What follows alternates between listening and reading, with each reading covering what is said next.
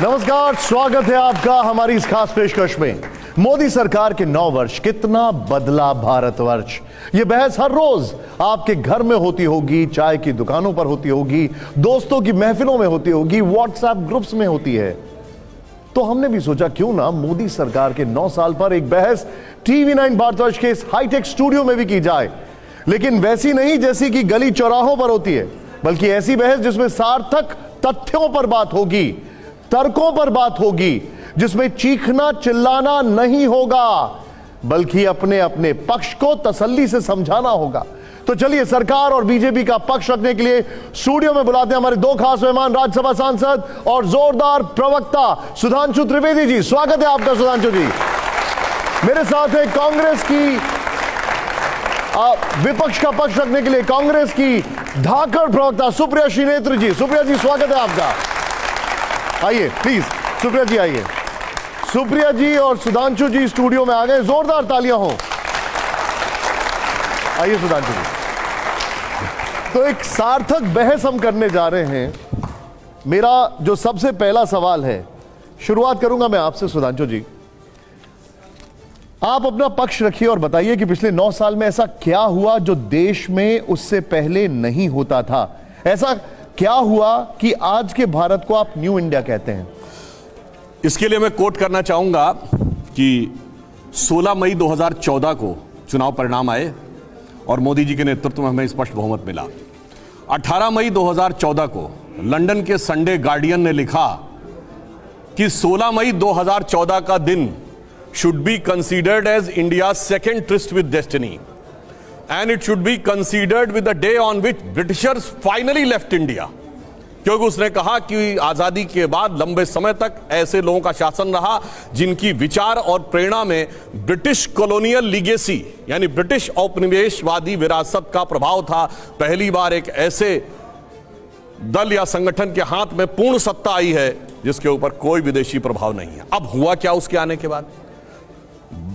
50 करोड़ लोगों को जनधन खाता मिला, 55 करोड़ लोग आयुष्मान भारत में यानी जिसमें स्वास्थ्य का बीमा था उससे कवर हुए, 5 करोड़ लोग उसका लाभ भी ले चुके हैं। हर गांव में बिजली पहुंची। वो लोग भी करने का प्रयास कर रहे थे। कई, देखिए मैं कहता हूं 3 प्रकार के कार्य होते हैं। एक जो पिछली सरकारें भी कर रही थी, हमने भी किया, ज्यादा तेज गति से किया, ट्रांसपेरेंसी से किया।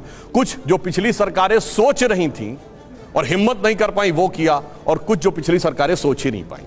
तो बिजली, पानी, सड़क, उसमें हमने क्या किया, सारे डिटेल्स आपको मिल सकते हैं।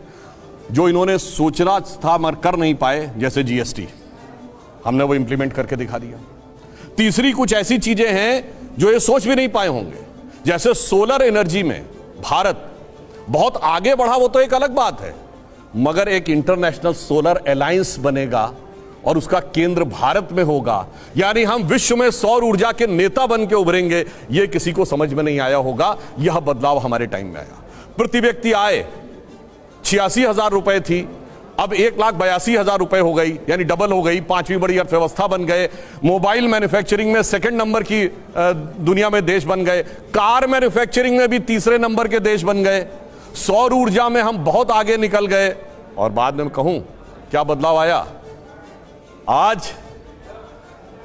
श्री राम जन्मभूमि का उभरता हुआ मंदिर देखिए, महाकाल का कॉरिडोर देखिए, काशी विश्वनाथ का कॉरिडोर देखिए, और इतना ही नहीं, उभरता हुआ भारत की शक्ति का प्रतीक नया संसद भवन देखिए।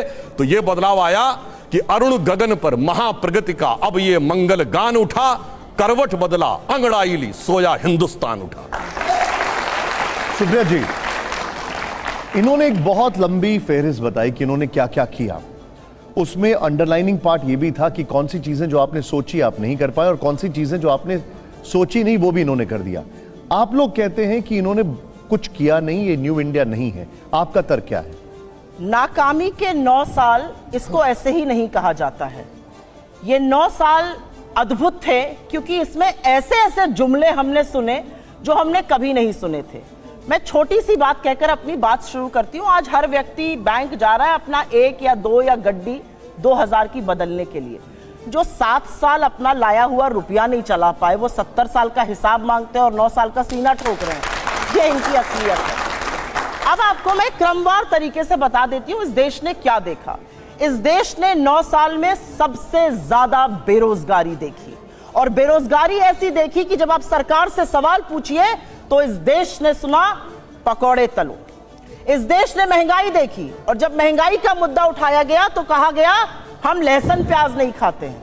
इस देश ने सुना, आगे सुनिए, इस देश में बोला गया 15-15 लाख सबके अकाउंट में आएंगे, 83% जनता की आय कम हो गई है। और आज इंडियन एक्सप्रेस की खबर है फ्रंट पेज की, जिसमें पूरी तरह से अंकित है कि agriculture labour, non agriculture labour और दिहाड़ी मजदूर सबसे ज्यादा प्रताड़ित है। 2014 से उसकी आय नेगेटिव हुई है। यह इनके कीर्तिमान है। लेकिन अब क्योंकि बात हो ही रही है, जो तथ्य इन्होंने दिए, कार मैन्युफैक्चरिंग 1 2 3 नहीं 7 बड़े ऑटोमोबाइल जायंट्स भारत में अपनी दुकान बंद करके चले गए। चाहे वो जीएम मोटर्स हो, चाहे वो फिएट हो, चाहे वो एनफील्ड हो, अपनी दुकानें बंद करके चले गए क्योंकि उनको भरोसा नहीं है सरकार की नीतियों पर। ये मोबाइल मैन्युफैक्चरिंग की बात करते हैं। इस देश ने एक चीज बहुत बड़ी देखी।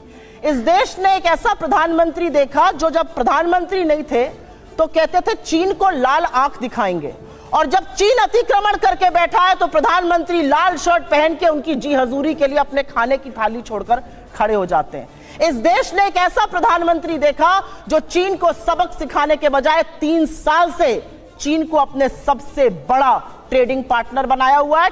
चीन और हमारा ट्रेड डेफिसिट $100 बिलियन है। इस देश ने मिजोरम और असम के बीच में गोलियां चलती हुई देखी। इस देश ने कर्नाटक और महाराष्ट्र के बीच में तनातनी देखी, जहां पर भाजपा की शासन है भूमि को लेकर। इस देश ने मणिपुर को जलते हुए देखा, लेकिन प्रधानमंत्री और अमित शाह जी के मुंह पर एक जरा सी शिकन नहीं देखी। इस देश ने तैरती लाशें भी देखी। यह देश सब कुछ देखता है, और अब देश यह भी देख रहा है कि भारत के संसद का उद्घाटन होने जा रहा है। और भारत का संसद क्या है यह हमारा संविधान बताता है। अनुच्छेद 79 क्लियरली कहता है इंडियन पार्लियामेंट का मतलब है राष्ट्रपति, काउंसिल ऑफ स्टेट्स राज्यसभा और लोकसभा। राष्ट्रपति को दरकिनार करके ये मोदी शो जो हो रहा है ये भी देश देख रहा है। किराए के लोग ले जाकर जो बाहर शो होता है वो भी देश देख रहा है। और ये देश आज एक सवाल पूछ रहा है, जब रामनाथ कोविंद जी राष्ट्रपति बने, आपने कहा दलित राष्ट्रपति हैं, दलित राष्ट्रपति, आपने बहुत ढिंढोरा पीटा, अच्छी बात है। उनको शिलान्यास के लिए क्यों नहीं बुलाया गया? क्या राष्ट्रपति का हक नहीं है? आज एक अनुसूचित जनजाति की महिला इस देश की राष्ट्रपति हैं, उनको इस हक से वंचित क्यों किया जा रहा है? ये सवाल सब पूछ रहे हैं। और आज इतिहास